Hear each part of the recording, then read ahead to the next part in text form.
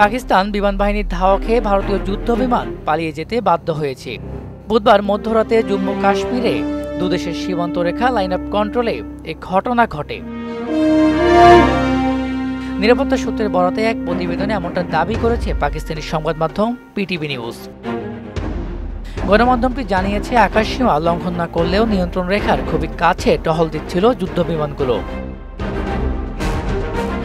যদিও ওই বিমানগুলো নিয়ন্ত্রণ রেখা অতিক্রম করেনি, তবে পাকিস্তান বিমান বাহিনী তাৎক্ষণিকভাবে ভারতীয় বিমানগুলো শনাক্ত করে।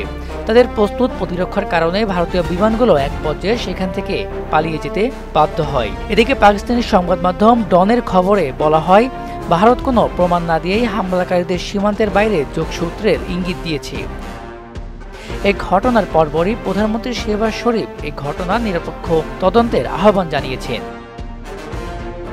এর আগে কাশ্মীরের পহেলগাঁওয়ে গত 22 এপ্রিল ঘটে যাওয়া এক রক্তক্ষয়ী হামলার পরে মূলত দুই পারমাণবিক শক্তিধর প্রতিবেশী দেশের মধ্যে উত্তেজনা আবারও চরমে পৌঁছেছে। ওই হামলায় 26 জন নিহত হন, যাদের অধিকাংশই ছিলেন পর্যটক। ঘটনাটি 2000 সালের পর অঞ্চলটিতে অন্যতম ভয়াবহ হামলা হিসেবে বিবেচিত হচ্ছে।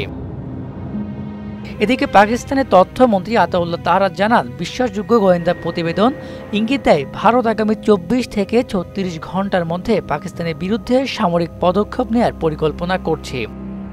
তবে পাকিস্তানের মন্ত্রী ইসাক দার ঘোষণা দিয়েছেন, পাকিস্তান আগে হামলা করবে না, তবে ভারত হামলা চালালে কঠোর জবাব দেওয়া হবে।